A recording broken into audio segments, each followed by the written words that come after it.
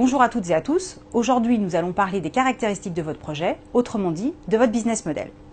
L'objectif de cette séquence, c'est de vous livrer les points essentiels de ce qu'on appelle le business model et de l'outil qui est utile pour travailler sur le business model Canva.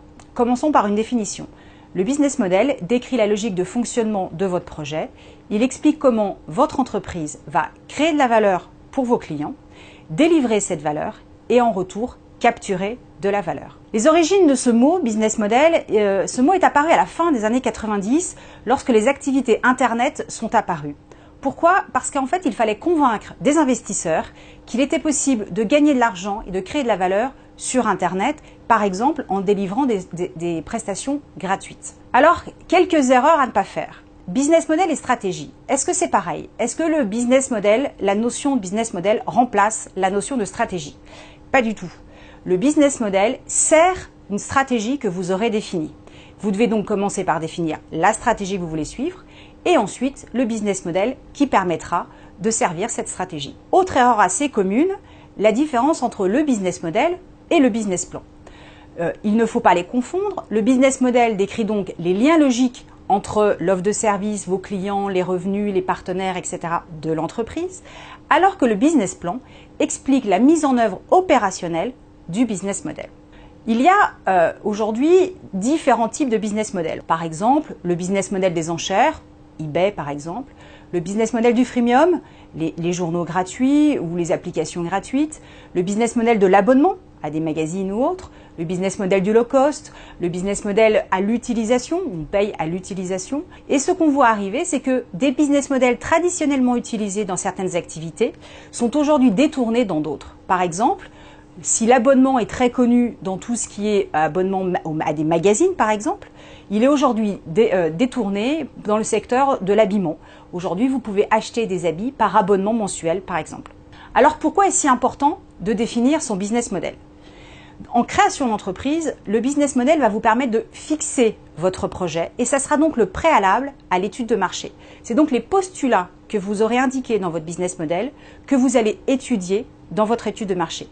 Et deuxième chose importante, de savoir formaliser, expliquer votre business model vous aidera à convaincre les parties prenantes qui vont travailler avec vous sur ce projet ou qui devront peut-être investir à côté de vous ou donner un avis sur ce projet.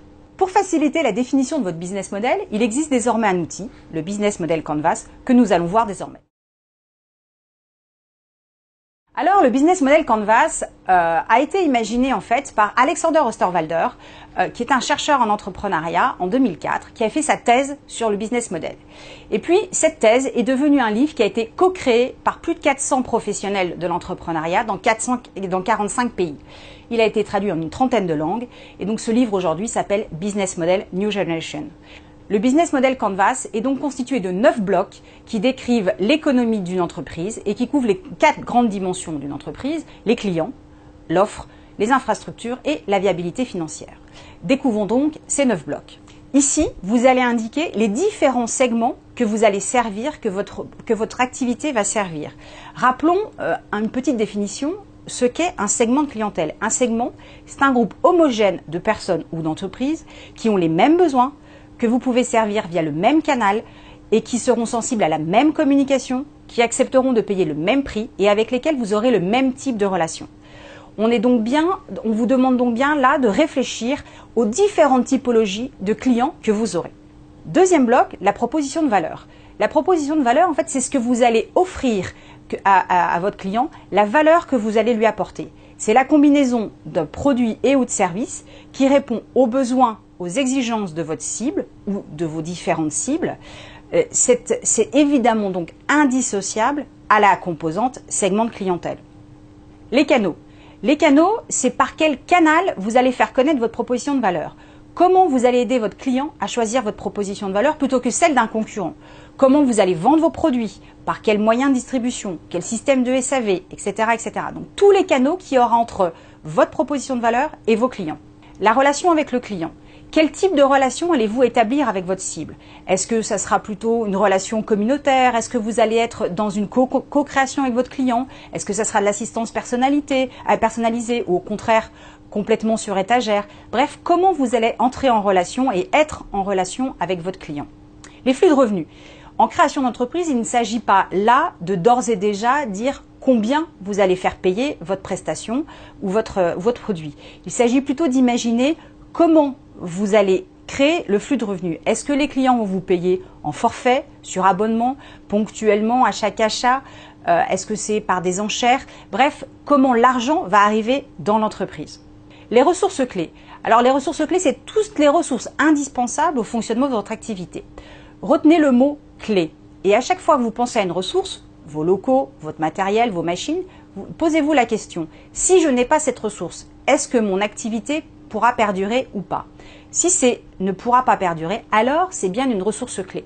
Il s'agit là également d'imaginer des solutions pour que ces ressources soient génératrices le moins possible de charges et de coûts.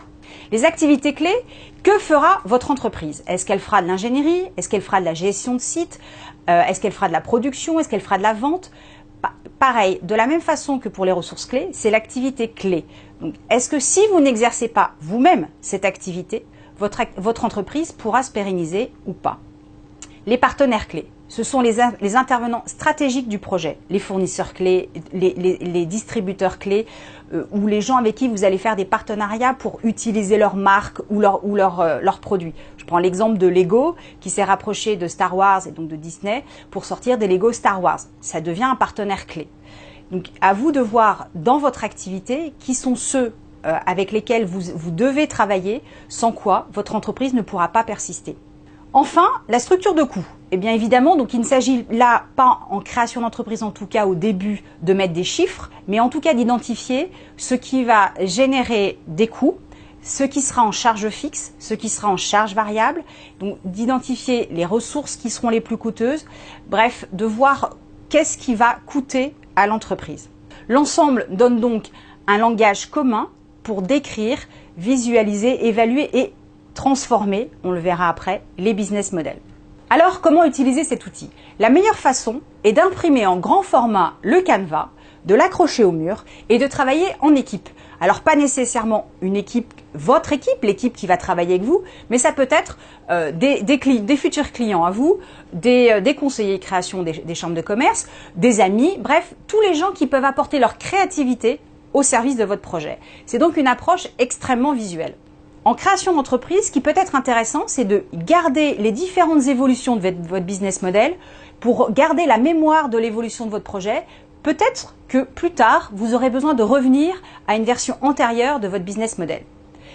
Une recommandation, ce business model et ce business model Canvas et l'évolution du business model, ça se fait tout au long de la vie de l'entreprise.